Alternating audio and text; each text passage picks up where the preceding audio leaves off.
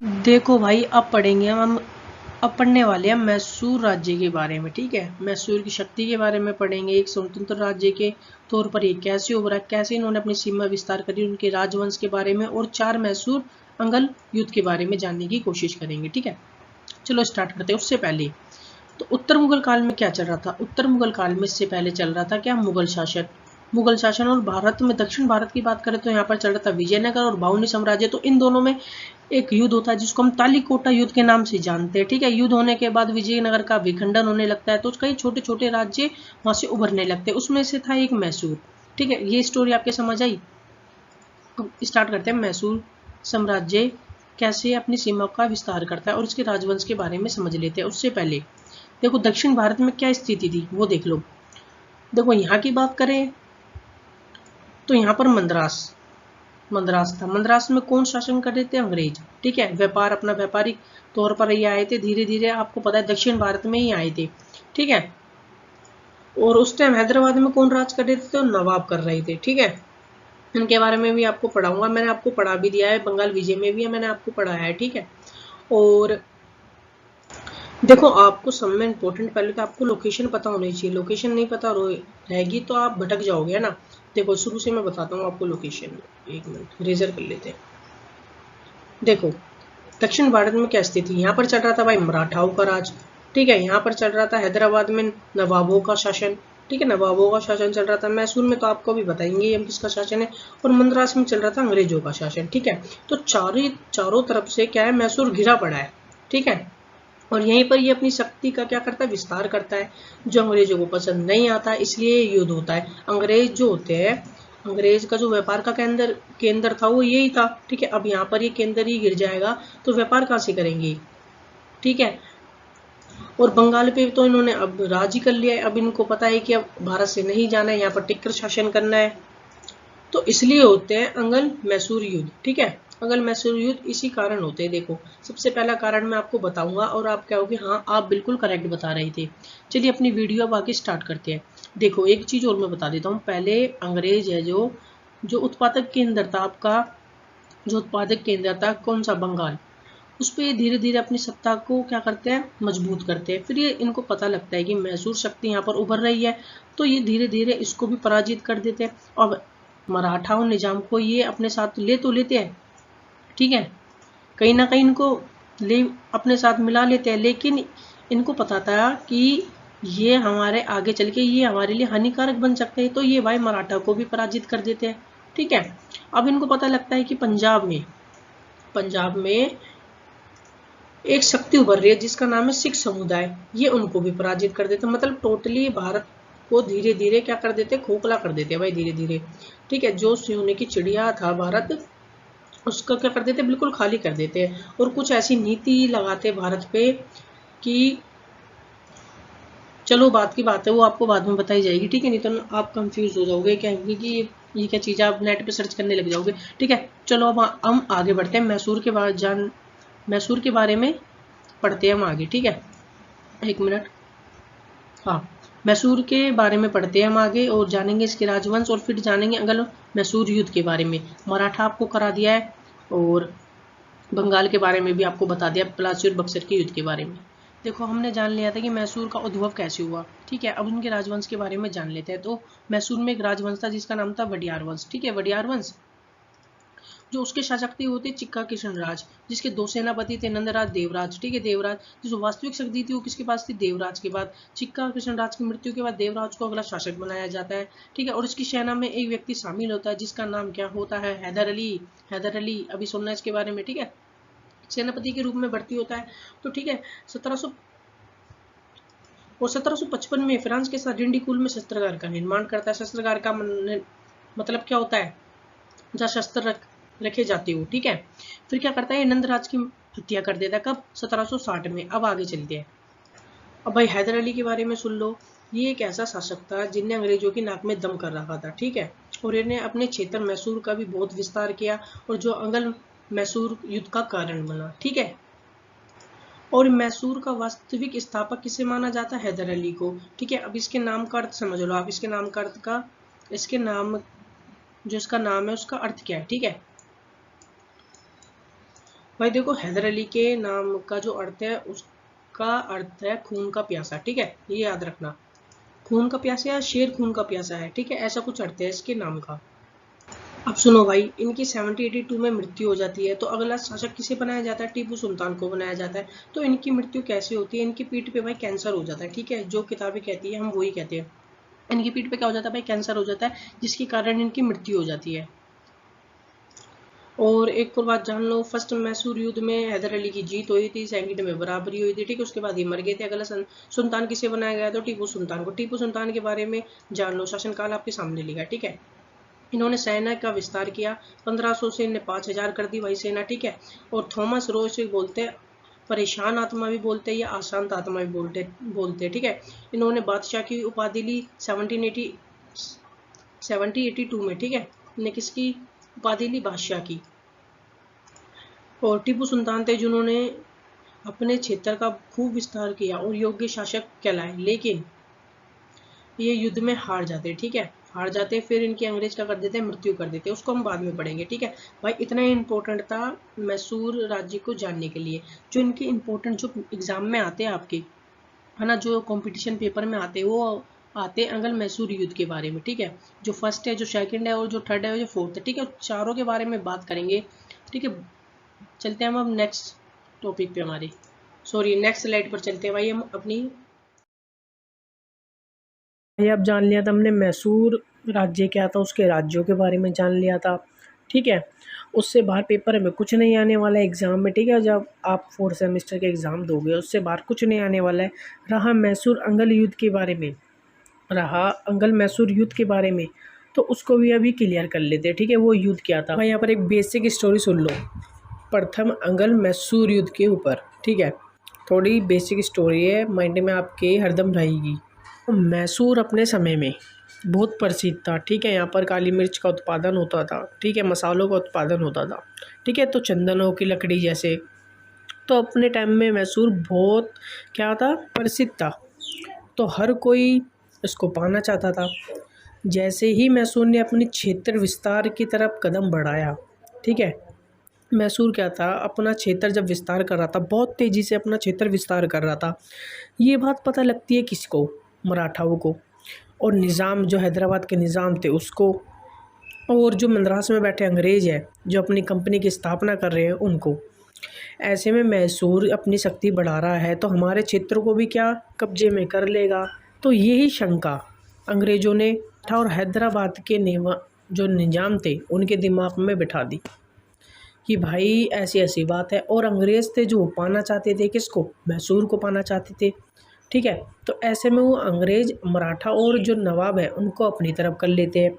ये बात पता लगती है भाई हैदर अली को, जो एक योग्य शासक था।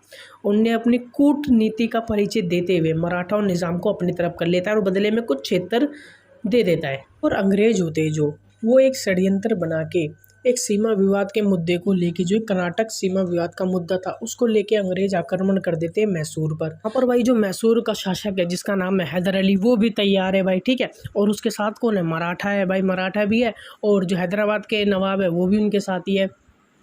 तो भाई अंग्रेज कर देते हैं आक्रमण, जिसके फलस्वरूप क्या होता है? अंग्रेज़ों की हार होती है। और जो मैसूर की सेना है कहाँ पर पहुँच जाती है? मद्रास की सीमा तक, जहाँ पर अंग्रेज़ों को घुटने टेकने पड़ते हैं, ठीक है। फिर वो क्या करते हैं? मद्रास की संधि, जिसकी शर्तें क्या होती है मैं आपको बताता हूँ। शर्तें क्या थी? एक दूसरे को जीता हुआ क्षेत्र दोनों को वापस करना होगा, ठीक है। हैदर अली अंग्रेज की सेना है उनको बंदी बनाया है, जो ब्रिटिश कंपनी की सेना है उसको वापस करना होगा, किनको? अंग्रेज़ों को, ठीक है। इस युद्ध का जो हर्जाना है कौन देंगे? अंग्रेज़ देंगे। तो दोनों साम्राज्य के बीच जो अंग्रेज़ थे और जो मैसूर थे शांति बनाए रखेंगे, एक दूसरे पे हमला नहीं करेंगे। अगर कोई इन पर हमला करता है तो एक दूसरा उसका साथ देगा, ठीक है। ये संधि की शर्तें थी, मद्रास की संधि की। जो अंग्रेज़ की तरफ से नेतृत्व कर रहे थे, किसका युद्ध का नेतृत्व कर रहे थे, वो कौन थे? जोसेफ, ठीक है। और इस टाइम गवर्नर कौन थे? को लॉर्ड वेरिलेस थे। लेकिन आपको ये याद नहीं रखने हैं, आपको खाली ये जो वारेन हेस्टिंग है, कार्नवालिस है, ठीक है, इनके बारे में आपको पता होना चाहिए। जो पहला वाला है उसको छोड़ दो। तो हमने युद्ध का कारण जान लिया, समाप्ति जान ली, परिणाम जान लिया, अंग्रेज हार गए थे, ठीक है, गवर्नर जान लिए। तो भाई अब बात करेंगे हम दूसरे मैसूर युद्ध के बारे में। ये कब से कब तक चला? 1780 से 1784 तक ये युद्ध चला, ठीक है। अब इसका रीज़न जान लो, युद्ध क्यों हुआ था, किस कारण हुआ था युद्ध। देखो, जो माही बंदरगाह था, जो हैदर अली ने किसको दे रखा था, फ्रांसीसियों को दे रखा था। तो अंग्रेज़ उस पर अधिकार कर लेते हैं।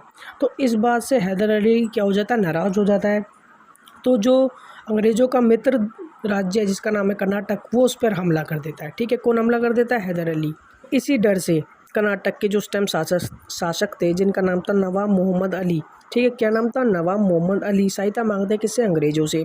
तो अंग्रेज़ 2 टुकड़ी में अपनी सेना भेजते हैं, ठीक है। एक का नेतृत्व करते हैं हेक्टर मुनरो और दूसरा करते कर्नल वैली। ये जो ने 2 टुकड़ी में सेना भेजी, इसका अंदाज़ा किसको हो गया था, हैदर अली को।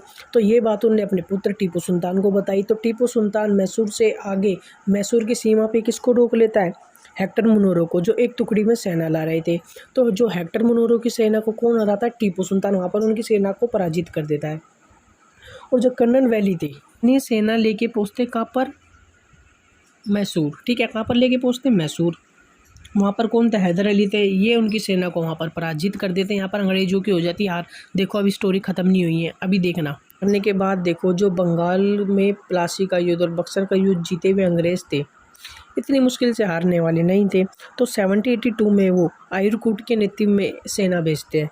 कहाँ पर भेजते हैं, मैसूर भेज देते हैं, ठीक है। जिसमें जो हैदर अली था वो पूरी तरह से घायल हो जाता है, ठीक है, पूरी तरह से घायल हो जाता है, जिसको हम पोटोनोमा का युद्ध कहते हैं, ठीक है। बाद में इसकी मृत्यु हो जाती है। तो अगला सुल्तान किसे बनाया जाता है, जो अगला शासक है वो किसे बनाया जाता है, तो टीपू सुल्तान को। टीपू सुल्तान किसका लड़का था, हैदर अली का लड़का था, ठीक है। तो ये युद्ध चालू रहता है, जो टीपू सुल्तान है इस युद्ध को चालू रखता है, ठीक है। तो इस युद्ध का कोई परिणाम निकल के सामने नहीं आता। तो ये युद्ध बराबरी पर होता है, ठीक है। फिर इसकी युद्ध की समाप्ति क्यों कैसे होती है, ठीक है। इसकी समाप्ति होती है एक समझौते से, ठीक है, जिसको मंगलोर की संधि कहते हैं, और जो 78 में हुई थी, ठीक है। और ये वर्तमान में देखें तो कर्नाटक के आसपास ही आता है, दक्षिण भारत में ही, ठीक है, मंगलोर भाई। देखो, परिणाम सामने आता है कि युद्ध समाप्त हो चुका है, ठीक है। और जो अंग्रेज़ों पे मैसूर का क्षेत्र है और मैसूर पे जो अंग्रेज़ों का क्षेत्र है, एक दूसरे को वापस करना होगा। इस टाइम जो गवर्नर थे वो थे वारेन हेस्टिंग। मैंने आपको मराठा में भी बताए थे वारेन हेस्टिंग कौन थे, एक बार आप कमेंट सेक्शन में ज़रूर बताएं, ठीक है। बात करने वाले हैं हम तीसरे युद्ध के बारे में, ठीक है, तीसरे मैसूर युद्ध के बारे में। पहले हम इसके वर्ष समझ लेते हैं ना, कब से कब तक हुआ था ये। 1792 तक ये युद्ध चला, ठीक है। इसका जो रीज़न मैं बता देता हूँ, क्या कारण था युद्ध का। तो टीपू इसका सबसे बड़ा कारण था। टीपू अपने क्षेत्र का विस्तार करना चाहता था, ठीक है। तो टीपू सुल्तान था वो दो क्षेत्र खरीदना चाहता था, ठीक है। जो एक का नाम था आईकोटा, दूसरे का नाम था क्रेनगनूर, ठीक है, ऐसे कुछ नाम था। आप ये याद रखो, 2 क्षेत्र खरीदना चाहता था। लेकिन जो त्रावणकोर का राजा होता है वो ये क्षेत्र खरीद लेता है, ठीक है। और टीपू इसको खरीदना चाहता था। तो इसी नाराज़गी में टीपू हमला कर देता है किस पे, त्रावणकोर के राजा पे। और जो त्रावणकोर के शासक थे वो किसके, अंग्रेज़ों के मित्र थे, ठीक है। उन्होंने उनसे संधि कर रखी थी। तो ये बात पता लगती है अंग्रेज़ों को। उस टाइम गवर्नर थे वो थे कॉर्नवालिस था। वो क्या करता है, मराठा और निज़ाम से संधि कर लेता है और कहता है कि बदले में हम आपको क्षेत्र देंगे, आप हमारी हेल्प करो, ठीक है। वो युद्ध में उनकी हेल्प करता है। ये पहुंच जाते हैं मैसूर, ठीक है, मैसूर में पहुंच जाते हैं। एक तरफ टीपू सुल्तान और दूसरी तरफ थे अंग्रेज, मराठा और निज़ाम, ठीक है। ये क्या करते हैं, टीपू को हरा देते हैं। और ये जो श्रीरंगपट्टनम है, जो किसकी राजधानी, मैसूर की, चारों तरफ से घेर लेते, कौन, अंग्रेज घेर लेते, ठीक है। तो क्या बोलते, टीपू बाध्य होकर यहाँ पर एक समझौता करता है जिसे हम संधि कहते हैं, ठीक है। एक समझौता होता है, कब होता है ये समझौता, 1792 में समझौता होता है। अब समझौता हुआ है, संधि हुई है, तो कुछ तो शर्तें होगी, तो शर्त क्या थी, देखो। श्रीरंगपट्टनम की संधि के तहत देखो युद्ध तो समाप्त हो गया था। तीसरा युद्ध तो क्या हो गया था, समाप्त हो गया था, जो 1792 में हुआ था, ठीक है। तो यहाँ पर टीपू को अपने कुछ क्षेत्र देने होंगे, किसको, अंग्रेज़ों को, ठीक है। और जो युद्ध का हर्जाना है वो भी चुकाना होगा, किसको, टीपू सुल्तान को, मैसूर को चुकाना होगा, ठीक है। युद्ध का हर्जाना चुकाना होगा। देखो, कारवालिस थे जो, उनका साथ किसने दिया था, निज़ाम ने दिया था, जो हैदराबाद के थे, ठीक है, और मराठाओं ने दिया था। तो भाई उसके बदले में उनको क्षेत्र देने की बात की थी, ठीक है।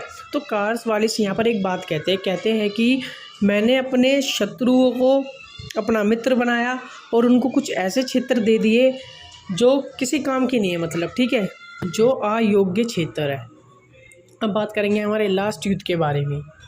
अब लास्ट युद्ध की बात कर रहे हैं, तो इस टाइम गवर्नर कौन है, ब्रिटिश गवर्नर कौन है, बेल्जेली, ठीक है, लॉर्ड बेल्जेली टीपू था। वो बहुत क्रोध में बैठा था क्योंकि उसके क्षेत्र है ना, उसके क्षेत्र कई सारे बट गए थे, किसी ने युद्ध में जीत लिए थे। जब बाप ने ऐसा काम किया था, बेटा दोनों युद्ध में हार गया था, एक युद्ध में हार गया था, ठीक है। तो कहीं ना कहीं वो फ्रांस से संधि करने के चक्कर में था, कौन, टीपू सुल्तान। तो इतने में जो बेल्जेली है वो गवर्नर के रूप में आते, कहाँ पर, भारत में आते ही एक साइक सिंधी नीति चलाते हैं। और ये प्रस्ताव ये किसको भेजते हैं, टीपू को भी भेजते हैं कि एक साइक सिंधी प्रस्ताव है, आप इसको स्वीकार कर लो। लेकिन टीपू इसको अस्वीकार करता है और बेल्जी को पता था कि ये जो टीपू सुल्तान है इसको अस्वीकार करेगा और वो इसी ताड़ में बैठा था। तो वो क्या कर देता है, टीपू पर आक्रमण कर देता है। अभी देखो टीपू उभरा नहीं है पूरी तरह से, तो वो जनधन की सब चीज़ की हानि हुई, आर्थिक परेशानी है ना, बहुत तरह से उसको परेशानी पीड़ा झेलनी पड़ रही है। ऐसे में वो पूरी तरह से कवर नहीं कर पाया है और जाहिर सी बात है अगर एक और आक्रमण होता है तो हर कोई हार जाएगा, ठीक है भाई। टीपू सुल्तान की युद्ध के बीच में ही मृत्यु हो जाती है, ठीक है। कब हो जाती है, 1799 में उसकी मृत्यु हो जाती है, ठीक है, चौथे अंगल मैसूर युद्ध में। तो पहला मैसूर युद्ध हुआ था जिसमें कौन जीता था, हैदर अली। सेकंड में बराबरी रही, थर्ड में टीपू सुल्तान हार गया था और चौथे में टीपू मर जाता है, ठीक है। आप कमेंट सेक्शन में ज़रूर बताना कि आपको हमारी वीडियो कैसी लगी। और कुछ स्लाइड बनाने में बहुत मेहनत लगती है, ठीक है। तो आप अपने फ्रेंड्स सर्कल में शेयर कर देना, सब्सक्राइब जरूर कर लेना, बेल आइकन दबा देना क्योंकि नोटिफिकेशन वहीं से आती है। अगली वीडियो होगी वो अंग्रेजों के ऊपर होगी, कैसे वो भारत में है, ठीक है। स्टेप बाय सारे गवर्नर जनरल के बारे में बताया जाएगा, जनरल अलग थे, गवर्नर अलग थे, ठीक है, उनकी नीति क्या थी, उन सब के बारे में बात करी जाएगी।